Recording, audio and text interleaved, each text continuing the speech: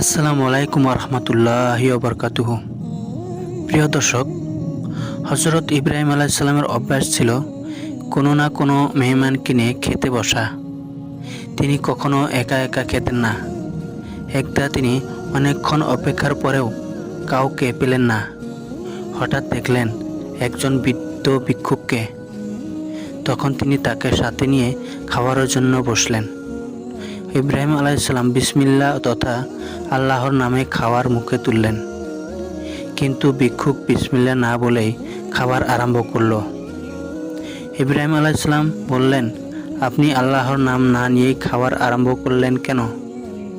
ভিক্ষুক বললেন, আমি বাপু আল্লাহতে বিশ্বাসী নই। পেলে খাই আর না পেলে না খেয়েই থাকি। কারো নাম নেওয়ার দরকার মনে করি না। হজরত ইব্রাহিম আলাইসাল্লাম তখন খুব রাগান্বিত হয়ে বললেন, হে অকৃতজ্ঞ বান্দা, তুমি এখান থেকে চলে যাও।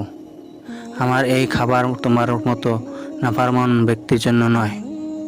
বৃদ্ধ ভিক্ষুকটি তখন মন খারাপ করে না খেয়েই সেখান থেকে চলে গেলেন।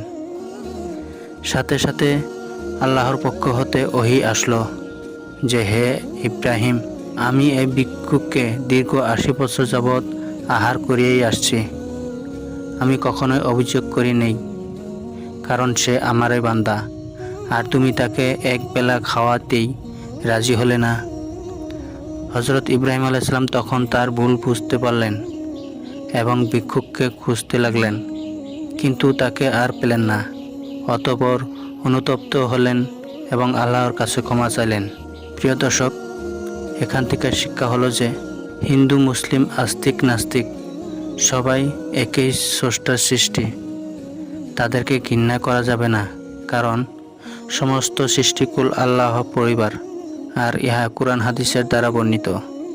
তাই কে আল্লাহর নাম নিল আর কে না নিল তা দেখার অধিকার আমাদের নেই। সন্তান ভুল করলে যেমন পিতা শাসন করেন, বাইরের কেউ শাসন করলে পিতা কখনোই তা বরদাস্ত করেন না।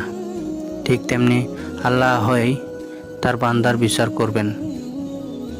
তার বান্দার ব্যাপারে জন্য কারো ফয়সালা তিনি বরদাস্ত করেন না, কারণ হিন্দু, মুসলিম, বৌদ্ধ, খ্রিস্টান, নাস্তিক সবাই অভিভাবকই তিনি।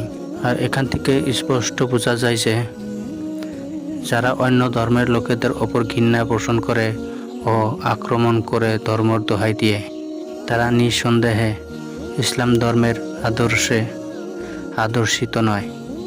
কোরআনের ভাষায় তারা চতুষ্পদ জানোয়ারের চেয়েও নিকৃষ্টতম।